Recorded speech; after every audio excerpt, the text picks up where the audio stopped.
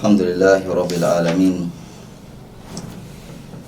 wal aqibatu lil muttaqin wala udwana illa 'alal zalimin wa asyhadu an la ilaha illallah wahdahu la syarika lahu lahul mulku wa lahul hamdu yuhyi wa yumiitu wa huwa hayyun la yamut biyadihil khairu wa huwa ala kulli syai'in qadir wa ashhadu anna sayyidana wa nabiyyana wa azimana Muhammadan abduhu wa rasuluhu sallallahu alaihi wa ala alihi wa sahbihi ajma'in. Amma ba'd, wadu waja Islam karena mera maja Islam sani wantie edwe marfungo kendo kawono enodiochieng martie ko fungo mangato ka ngato manenja Islam koro bedo gi mor e dhod chunye ni Ruoth Nyasaye okonye otaye maber mutieko tweyo maber. Onego bed ni bedo gi mor e dhod chunyi kopo ni Ruoth Nyasaye oyie gi tweyo mari. To ok onego bed ni bedo gi mor gi idi ne idhi chamo ring'o kata idhi chinjo gweno icham, irwako law maber to Ruoth Nyasaye to ok orwaki. En hasara maduong' kata en wang' maduong' kuom ng'atno ma Ramadhan orumo ma Ruoth Nyasaye ok omuono richone. Nikech Ramadhan, ti jomoko ma Ramadhan orumo to richo maggi pod gin godo. Koro miyo padiriyo nyamera kata wado koro winja sani, dwe mar Ramadhan orumo to in kata tweyo kitweyo. Be kia kata tweyo gini go to gin ang'o? Mano nyiso ni in achiel kuom jogo mabor gi Ruoth Nyasaye. Kata Ramadhan orumo to in nyingi landre kor gweng' ni chiembo jo Islam e pande e buo tanda. Mano nyiso ni in achiel kuom jogo miluongo ni obadu ta'am, jogo malamo chiemo ok lam Ruoth Nyasaye. Kata Ramadhan orumo to in Ramadhan orumo ka in janjaga matek, odiochieng' itweyo, otieno imadho njaga ma ini manjago ng'eyi kendo njaga ene njaga jaodi. Mano nyiso ni in ng'at marach mbele Ruoth Nyasaye kendo tima ina nok ber mbele Ruoth Nyasaye. Ka in ja Islam ok onego bed ni madho njaga kata bed mani en otieno mar Ramadhan. Ramadhan ok en odiochieng' kende ni tweyo gotieno kendo itweyo nyaka godiochieng'. En tweyo gik moko maricho ma Ruoth Nyasaye odagi ni kik itim. Machalo ka sikul moketwa ni mondo mi watim time mabeyo, mondo mi Ruoth Nyasaye orwakwa kar dak maber ma iluongo ni polo. Eno ka nyamera ka Ramadhan orumo to en okia kata ni idi, en iluongo ni grace, to ne en ja Islam. Kata en kor ka gin gi John e bagi madho kong'o gidhi mielo thum, ni mano koro otimo nyasi mar Ramadhan. Mano ok nyasi mar Ramadhan, kata mano ok nyasi mar idi, mano nyasi mar jachien. Ruoth Nyasaye ok orwako nyasi machal kamago. Koro miyo e Ramadhan ka ni walemo kata ka ni wakwayo kendo walemo kendo watweyo, ang'o momiyo ne watweyo kata ang'o momiyo ne wakwayo kata ang'o momiyo ne waywak Ruoth Nyasaye ndalo 30. Fahadithuna al-yawm ayyuha al-ahbabu al-kiram fi dhikri al-janna. Gimomiyo kawuono, gimobiro wuoye kawuono en gima nomiyo ne watweyo kata gima nomiyo walemo kata gima omiyo wakwa Ruoth Nyasaye pile ka pile. Pile ka pile wakwa Ruoth Nyasaye kendo walame, kendo waywakne, kendo watuyo pile ka Jo-Islam. Ang'o mi waywakne Ruoth Nyasaye kamano? Waywakne mondo mi orwakwa kar dak maber miluongo ni janna, kar ngima manyaka chieng'. Omiyowa kar ot maber, od ngima manyaka chieng', miluongo gi dho Kiarabu ni janna. Kendo wabiro wuoyo matut e odni, gi ber miyude odni kod chal mar odni. Gik ma Ruoth Nyasaye oiko ne jogene mane lame kendo ma ohere magin Jo-Islam. Gi gweth ma Ruoth Nyasaye oiko ne jogene ma oyie kode gi yie makende. Min karamati wa nuzulil azim, kaluwore gi gweth madongo dongo kod mich madongo dongo ma Ruoth Nyasaye oiko ne jogo mane tweyo gi ratiro kendo ne lamo Ruoth Nyasaye gi ratiro, kendo ne kwayo Ruoth Nyasaye gi ratiro. Ok ne gitwe nikech chiemo ma oko, kata ok ne gitwe to gochopo gotieno to gimadho njaga, kata gochopo gotieno to ginywandore, gidhi timo timbe mag anjao, kata giriwore e oko mar nika. Mano Ruoth Nyasaye okwedo ng'at machal kamano. Kata bed ni notwe machal nade, to kochopo gotieno to chodo, mano ng'at ma fungone ok chop kuom Ruoth Nyasaye. As'alullah al-azima rabbal arshil azim, rabbal arshil karimi, an yaj'alani wa iyyakum mimman yuqalu lahum yawmal ardi al-akbar. Ako Ruoth Nyasaye ma ruoth piny gi polo, kendo wuon loch duto te mane wang' piny ni, an yaj'alani wa iyyakum, mondo mi oketa bed achiel kuomu, abed achiel kanyakla kodu chieng' giko piny, chieng' ma Ruoth Nyasaye biro nyenyo e lela gigo mane joka dhano timo e wang' piny kar kae. Ruoth Nyasaye chieng' giko piny biro wacho niya, aina alladhina kanu yasumuna fayakumuna wa hum qalil. Eka Ruoth Nyasaye biro penjo ni ere jogo mane tweyo e wang' piny. To ok ni Ruoth Nyasaye penjo ka kia, openjo ka ong'e ni ng'ane ka ng'ane ni tweyo, to ng'ane ka ng'ane nok twe. Openjo ni ere jogo mane tweyo e wang' piny. Ruoth Nyasaye biro penjo jogi, jogi biro chung', to gibiro chung' ka gin jok matin sana. Bas Ruoth Nyasaye dogo penjo ni aina alladhina kanu yusalluna yu'adduna al-fara'id salawati. Ere jogo mane lemo abich pile ka pile, ma ok ne ri kar odiechieng' achiel. Fayakumuna wa hum qalil, jogi biro chung' to gitin. Aina alladhina kanu yatasaddaquna. Ruoth Nyasaye dogo penjo ni ere jogo mane golo sadaka, golo chiwo kamiyo ji, igolo apachi moro imiyo ng'ato, igolo 100 moro imiyo ng'ato. Ruoth Nyasaye kelo gweth maduong' e iye. Ruoth Nyasaye penjo ni ere jok mane golo sadaka. Aina alladhina kanu yatazakaun.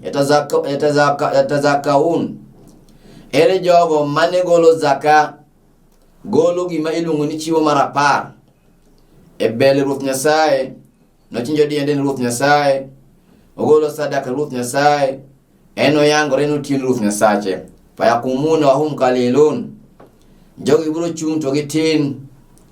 Eka Ruoth Nyasaye biro wacho niya, yawma nahshuruhum almuttaqina ila arrahmani wafda.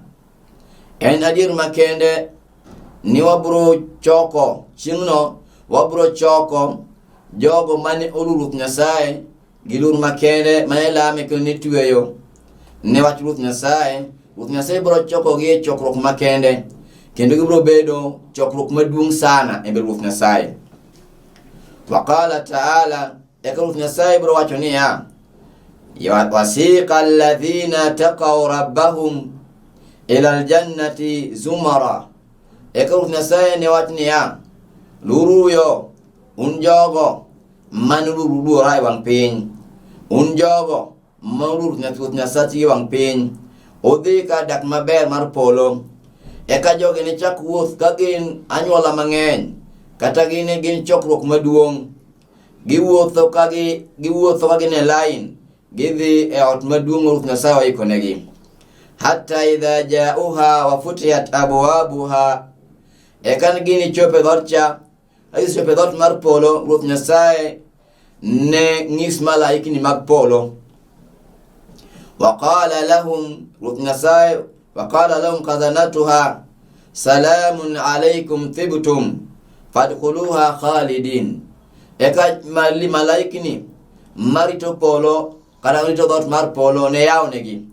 Bang' kose yawnegi to nimigi mos makende, kanyisogi niya, salamun alaykum, en kwe gi gweth mar Ruoth Nyasaye obed kuomu. Tibtum fadkhuluha, utimo maber e wang piny, olamu Ruoth Nyasaye, kendo utweyo, kendo ukwaye, kendo uluore nokotim richo e dwe mar Ramadhan, kendo utimo mabeyo, nugolo sadaka, nugolo chiwo mar apar, noyango chuny ne Ruoth Nyasachu. Fadkhuluha khalidin, donjure polo ka un kanyakla achiel. Ma nyiso ni jogo matweyo nitie mich ma Ruoth Nyasaye dhi miyogi. Mich ma Ruoth Nyasaye dhi miyogi, achiel kuom mich midhi miwa en kar dak maber mar polo, ma ng'ato ok ne yud chandruok nyaka chieng', en ngima ma nyaka chieng' bang' ka isiwuok e wang piny ni endi. Wang piny kar ka onge ngima ma nyaka chieng'. Wang piny kaka idak mana higni 50,000, to nyaka chieng' moro achiel in iwuok e wang piny ka kidhi e polo. Ok de walo jaote Nuhu, manodak e wang piny ka higni 950, kolamo Ruoth Nyasaye, oywak ni Ruoth Nyasaye, oluongo ji ni wach mondo ji owinj wach mar Ruoth Nyasaye. Nochopo chieng' manowuok e wang piny, kipenje ni kaifa ra'aita dunya ya Nuha, ipenje ni ewe Nuhu, ere kaka ineno piny gi ber mar piny, ere ber miyude e wang piny. Owacho ni piny ni kaka nene chal gi ng'ama odonjo e dhot ni tuwuok e dhot cha, onge ber ma yudo e wang piny. Mangiso ni piny onge ber ma ji yudo. Mayo Ruoth Nyasaye wacho ni bal tuthiruna alhayata dunya wal akhiratu khairun wa abqa. Jogi gin achiel kuom jogo mohero ngima mar piny, to adier makende ni ngima mar polo ber kendo en ngima madong' ma nyaka chieng'.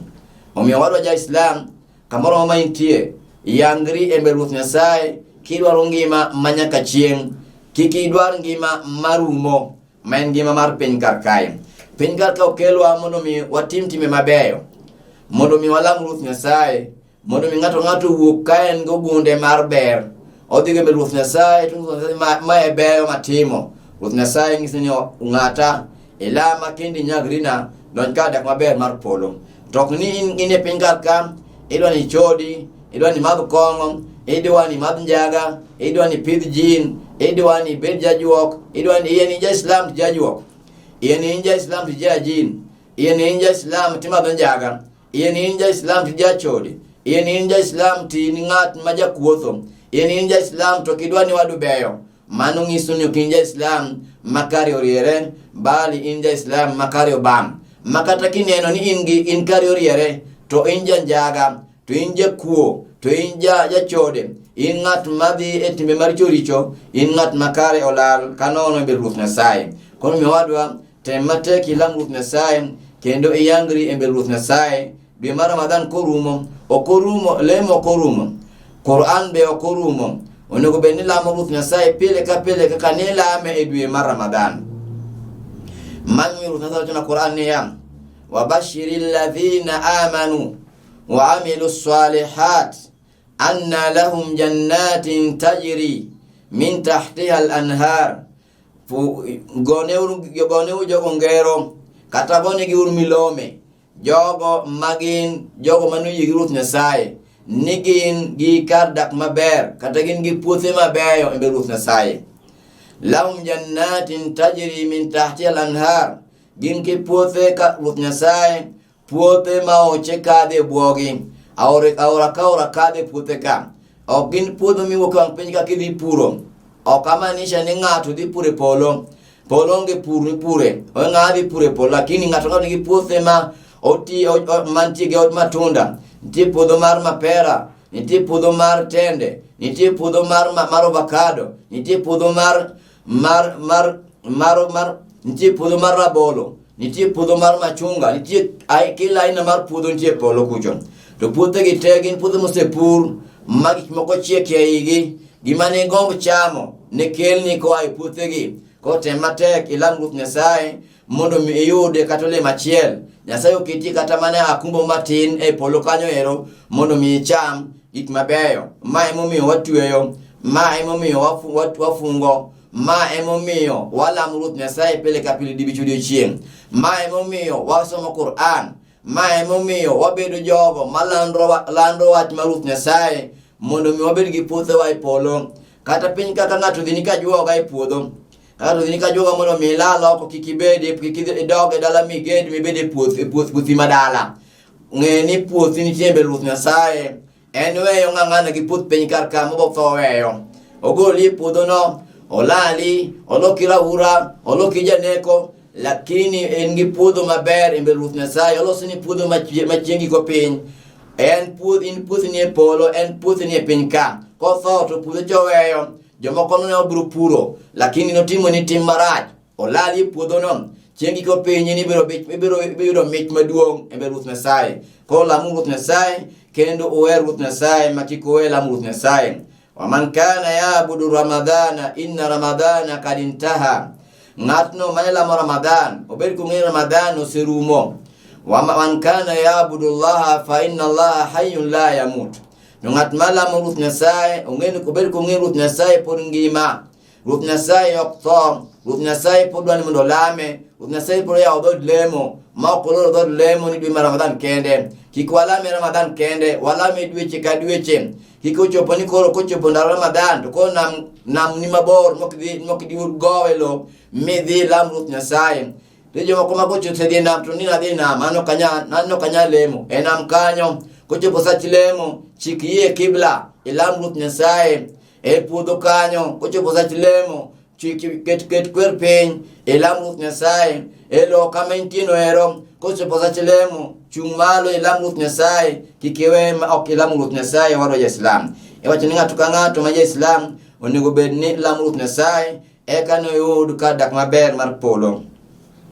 An Abi Hurairata radhiyallahu anhu anin nabiyyi sallallahu alayhi wa sallam qala puonj puonjo wagi Abi Huraira kwe gweth mar Ruoth Nyasaye odhi kuome kata yie mar Ruoth Nyasaye odhi kuome wacho niya qala Allahu azza wa jalla Ruoth Nyasaye mai Ruoth piny gi polo wacho niya adattu li ibadi salihina ma la aynun ra'at aiko ne joge na mabeyo joge na mogwedhi joge na moyie koda joge na mane lama gigo mabeyo gigo mawenge gipok noneno nyaka chieng wala udhunun samiat gigo maite gipok nuyo nyaka chieng wala qathara qalbi bashar kata chuny dhano pok noneno nyaka chieng misdaqu dhalika fi kitabillah badira mar wechego wayudo kuom Qur'an waro Islam Ruoth Nyasaye mi oikonwa mich koponi walame koponi wakwaye koponi waywakne koponi wahere koponi wachiwo ringrewa dendowa ni Ruoth Nyasaye Ruoth Nyasaye no oikonwa mich maduong' e mbele ne chingi ko piny Ruoth Nyasaye no bik mar Qur'an niya fala ta'lamu nafsum ma ukhfiya lahum onge ringre moro amora mong'eyo gik ma Ruoth Nyasaye opando ne kuome kawuono wacho ni janna pok waneno janna e wacho ni nitie aore madongo aore go pok waneno e wacho ni nitie joote gi nok waneno lakini wayie kodgi Ruoth Nyasaye nyaka miwa kamoro matin e kama kar dak maber mar polo min qurrati ayuni jazaan bima kanu ya'malun mago gik mamoro wengewa gik mamorowa chingi ko piny kendo gin mich maduong' kaluwore gi timbe mane watimo e wang' piny koro waro Islam tem matek ilam Ruoth Nyasaye eka wana donjo kar dak maber mar polo kwasedonjo kar dak maber mar polo malaikni mag polo biro chung' kawacho niya Kadwachania yunadi almunadi inna lakum antasihu fala taskamu abadan. Kalorgi ruth nyasaye kuwe polo neolame kino neowere. Kalorgi kaka nulam ruth nyasaye kino neo ruth nyasaye ni unjo Islam mutigni din mar Islam. Inna lakum antasihu fala taskamu abadan. Kawuono unubedo jokmangi afya manyaka chieng. Ubedo ngima manyaka chieng. Fala taskamu abadan. Kendo kunubedo jokmatuo manyaka chieng. Piny ka wabiro bedo matuo. To chiengi ko piny onge bedo matuo. Chieng piny ka wabiro koso afya. Chiengi ko piny onge koso afya. Maisha mago wabiro bedo nyaka chieng. Kalure gi beyo mane watimo ni Ruoth Nyasaye. Wa inna lakum man tahyu. Malaika biro wacho ni wa inna lakum man tahyu. Onego bed ni ko chakre kawuono ubiro ngima manyaka chieng. Fala tamutuna abadan. Kendo okunu tho nyaka chieng. Wa inna lakum man tashibu. Fala tahrumu abadan. Kendo kawuono biro bedo jende matindo tindo. Okunu bedo joko muti manyaka chieng. Wabro Islam ke jomoko motho ka gin jodongo muti sana. Kaparo gije duongo ni adgot pala jalango nyober. Madako kiba nono. No kanenje duong mabor. Dako nene to dako here zaidi. Nyenje duong majabere kor gweng. Jodongo mo otho ko joduong muti. To chiengi ko piny Ruoth Nyasaye biro duoke mober kijana matin. Kanen ngat manela Ruoth Nyasaye kino noe Ruoth Nyasaye. Tije duong nyungunya Abdala. Opaka nije jaduong nyadundo. Jaduong ni bende jaduong mane Ruoth Nyasaye nela Ruoth Nyasaye. Chiengi ko piny ibiro chiere kaen kijana matin. Kalbata nitie horul ain. Nitie nyiri mabeyo Ruoth Nyasaye ikone nikech en ngat manela Ruoth Nyasaye kino ne Ruoth Nyasaye. Koro miyo waro Islam in masani bedo ke jaduong muti. Hikiwinji ni ya ni chieng ni ke yasetho to koro jodongo onge polo jodongo bobedo maonge iduogo li duong mane nkicha ibeke tibedo kijana basti minya ko matin maber Ruoth Nyasaye mi nyiri matindo mabeyo manyiri ka bende kudung lach kaka mane mantie wang piny kar kae. Ruoth Nyasaye bro mi piny bro mi mich maduong ewang polo kuno. Koro miyo waro Islam la Ruoth Nyasaye mono mi yud mich manyaka chieng. Kiki lam Ruoth Nyasaye gi mibadhi basto tuoni mich manyaka chieng. Wa inna lakum antanamu fala tabasu abadan. Kolo rika uono boyudo mich mabeyo. Malaika ngisuni ko chakarika uono oboyudo sali. Oboyudo matunda, oboyudo chiemo modwaro do gimara midwaro Ruoth Nyasaye biro kelni chieng no ero. Na okuboyudo shida manyaka chieng. Fadhalika qawluhu ta'ala manu Ruoth Nyasaye na katika Qur'an ni ya wanudu antilkumul jannata uritumuha. Ruoth Nyasaye bulunga ngisuni mae janna mwamiyo temu matek mondo ubede ye. Mae janna mane wangisunu biro yudo. Wanudu antilkumul jannata ilungo gini mae janna maru auritumuha. Ruoth Nyasaye umiyo bima kuntum ta'malun kalure gibi beyo mana utime wang piny.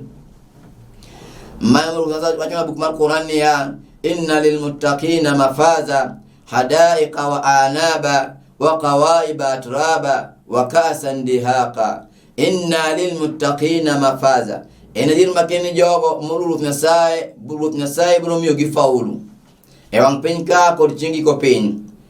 Wada hadaika wa anaba kendo gibo bedo gisembini madongo mantie gi olemo gi kila aina mar olemo. Wakawai batraba kendo gini bed gi nyiri mabeyo mathunde gi ok lwar.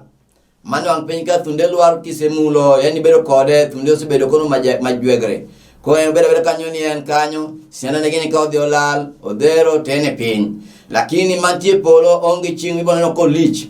En ober sate nikech ni lam Ruoth Nyasaye mano mich ma Ruoth Nyasaye dhi miye wang piny. Wakawai batraba ka'san dihaka kendo chiengi ko piny tie sitare maduong. Gimara mora midwaro kata ka en math ibiro madhe en math mokrum en matunda mokrum en wuotho mokrum en maisha maber mokrum okibed matuo onge ni ngato koro otuo dhi hospital onge dhi hospital onge tho kendo idak manyaka chieng ni ngima manyaka chieng mage beyo mwadhi yudo e wang chiengi ko piny ko bang' kwasechandre wang piny ka waweyo chiemo, waweyo monde wa malalu du chien, ok wabedo kod gi nyaka Ramadhan rumo, wabedo jogo motwe ni Ruoth Nyasaye, kochopo gi ndala par wadogo waweyo tendini wa waninde muskiti, waywak ni Ruoth Nyasaye, nyaka Ruoth Nyasaye miwa mich maduong' nikech wan jogo mane chandre ne e wang' piny kar kae. Wanudu antilkumul jannata, ekane landonwa ni mane janna uritumuha amiugo bima kuntum ta'malun, kalure gi gigo mane utimo e wang' piny. Wala alla fi dhihnika ayyuha akhi muslim su'alan, nyalo bedo ni seche mowuoyo kama owuoyo ber mar janna, inyalo bedo gi penjruok maduong' e janna, ne ewi janna ni chal nade, ma sa'atul janna ni lach machal nade, wa hal hiya jannatu wahidatun, bedo ni janna achiel kende, am jinnanu kathira, kata koso gin janna mang'eny. Wa jannatu wayajibuka an su'alika al-Qur'anul Karim, penjo mi penjiri ni janna ni chal nade, to rom nade, to oen gi pana marom nade, penjo no eri duki gi Qur'an. Buk mar Qur'an wacho niya, wasabiquna ila maghfirati min rabbikum wasabiqu ila maghfirati min rabbikum, temu matek mondo mi upiem kudhi kum ng'uono mar Ruoth Nyasaye, uyud ng'uono moa kum Ruoth Nyasachu. Wa jannatin arduha ka ardi samai, mondo yud ka dak maber ma lach mare chal gi lach mar piny gi polo. Wal ardi chal lach mare chal gi lach mar piny gi polo. Oiddat lilladhina amanu, kendo jannani oikne jogo manu yigi Ruoth Nyasaye kendo go yigi jaote mar Ruoth Nyasaye, ma e chal mar janna. Warawa sudiyu Imam Sudiyu ngiswani ya an Ibn Abbas radiyallahu ta'ala anhu, o wolo punjini kwa punjere jaote Muhammad mimuni nyathi Abdullah nyathi Abbas, wachoni ya tuqranu samawati sab'u wal arduna sab'u kama tuqranu thiyabu ba'daha bi ba'din fadhalika al ardu. Lachmare ibro riu polo achiel kod polo mar ariyo kod polo mar adek nyaka gipiriwre polo abiriyo kipedho gi kamano kendo kikuogi kaka ng'ato nyalo riwo nanga ka kuoyo. Basi kao polo mar abiriyo koserumo, ija ikawo odiochieng' mar piny mokwongo, piny mar ariyo, piny mar adek nyaka piny mar abiriyo, iriwo gi ponde abiriyo gi te. Mane lach mar janna ma ji dhiye. Kochopo chieng' go piny, kochopo koseronjo e janna ni endi, ubro bedo gi safari maduong' e janna. Kochopo chieng' tich abich, ji dhie puothe mag janna, ji dhi neno kaka Ruoth Nyasaye oloso gik mabeyo nie polo onge piny. Gorofa masani mwanane wang' piny ni en gorofa mantie polo ber malo mane wang' piny kar kae. Nam masani wanene wang' piny ka nitie nam mane polo maber malo mane wang' piny kar kae. Geche mwanene wang' piny ka nitie mabeyo polo kucho malo mantie wang' piny kar kae. Koro chandri mondo mi yud mantie polo kucho malo yudo mane wang' piny ka. Piny ka kati to ka in maskini, Ruoth Nyasaye bro mi bedo tajiri wang' e chieng' go piny. Koro lam Ruoth Nyasaye kendo wal Ruoth Nyasaye kendo bedo jogo magon Ruoth Nyasaye erokamano maduong' kuom kendo dwe mar Ramadhan, mondo mi wang'isre ni watimo erokamano en ni wadhi mbele gi lamo Ruoth Nyasaye, ma kik wawe lamo Ruoth Nyasaye ni koro wawengo muskiti ka nitie nono mok walamo Ruoth Nyasaye. Wadhiro muskiti kendo walamo Ruoth Nyasaye mondo mi Ruoth Nyasaye ogwedhwa korona mane wang' piny orum, mondo mi ji odoge tijegi. Wa ila huna, assalamu alaikum wa rahmatullahi wa barakatuh.